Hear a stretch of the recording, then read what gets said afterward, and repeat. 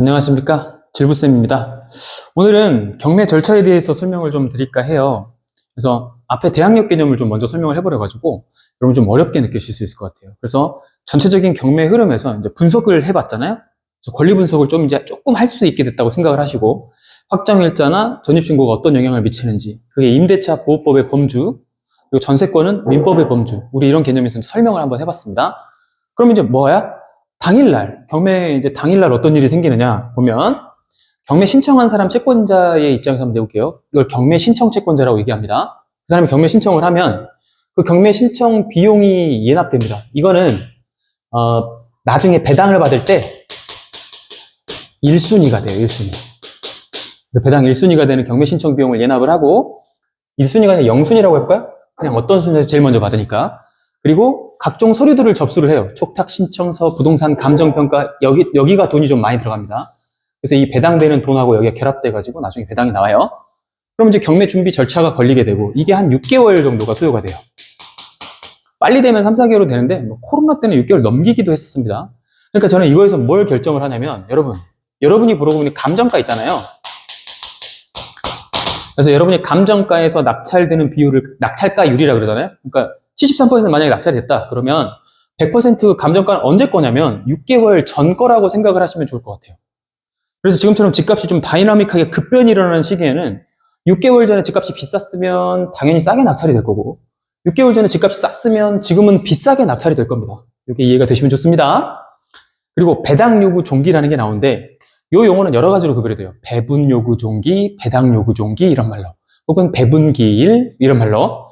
이건 무슨 말이냐면, 각종 채권자들이 자신들의 권리가 나타나는 증서라든지 그런 권리에 대한 증명 같은 것들을 제출 마지막으로 해야 되는 최종 기일을 배분 요구 종기라고 하는 거예요. 그래서 이거는 경매 시작 전에 채권자들의 권리를 법원에 제출하는 겁니다.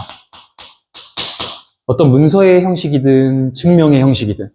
그리고 나서 경매가 실시되니까 이 매각기일이라고 하는 지점에서 이제 우리가 투자하는 사람 입장에서는 이게 법원 가는 날, 우리는 이렇게 기억을 하시면 되겠습니다. 그리고 7일이 지나 그러면 그 이제 매각 결정기일이라고 하는 게 나타나요. 그럼 이 7일 이내에는 채권자든 채무자든 다른 이해관계자가 항고를 할 수 있고 이의신청 같은 걸 할 수가 있습니다. 그렇게 되면 확정되기까지 다시 한 7일 정도가 주어지니까 총 14일 정도 걸려서 매물건에 대한 확정 사실이 증명이 되는구나 라고 생각을 하시면 되고, 그리고 잔금 납부는 30일 이내에 하게 되어 있어요. 뒷장을 보시면, 자, 이제 감정가 이런 개념, 매각 결정기일, 매각 확정기일까지 왔죠. 그럼 잔금 납부를 30일 이내에 했단 말이죠. 한 달이 지나버렸어. 대출 막 준비하다가 보니까 이번에 두 분이나 대출이 막 거절되고 당일 심사 때 떨어지고 그래가지고 다시 구하시느라고 되게 힘드셔서 30일이 플러스 초과돼서 한 7일까지 초과되신 분이 계세요. 이러면 어떻게 되느냐? 경매계하고 긴밀한 소통을 항상 하셔야 돼요. 그러니까 전화를 하실 수 있어야 됩니다. 하시면서, 제가 대출이 7일 정도 늦어질 것 같은데, 기장님 이것도 사정 좀 봐주십시오. 이렇게 하면은 7일 정도를 그냥 자기의 직권으로 무마해주는 분도 계시고요. 12%의 이유를 정확하게 부과하시는 분도 계십니다.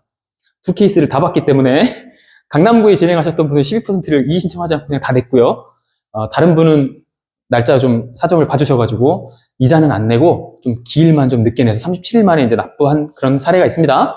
이게 이제 대금 납부 기한이고요. 이런 거 되게 중요하죠. 그럼 이제 배당표 작성은 뭐냐? 여기서 이제 납부한 돈이 있을 거 아닙니까? 이때 마련된 돈을 배당을 하는 시기가 필요하잖아요. 이것도 한 달 정도 걸려요. 그럼 이 사이에 채권자들이 내가 낼 돈 얼마야? 나 받을 돈 얼마 있어? 이렇게 얘기를 할 거 아닙니까? 근데 이 채권자가 배당표를 직접 작성해요. 그래서 저는 제가 채권자 입장에서 이제 경매를 넘겨봤을 때 제가 배당받을 돈을 공무원들이 시스템으로 알아서 컴퓨터에 따닥 넣어가지고 해주는 줄 알았거든요. 그게 아니라 여러분들이 이걸 배당표를 작성해서 제출을 하면 그분이 맞는지 안 맞는지만 보고 확인만 해주는 역할만 합니다.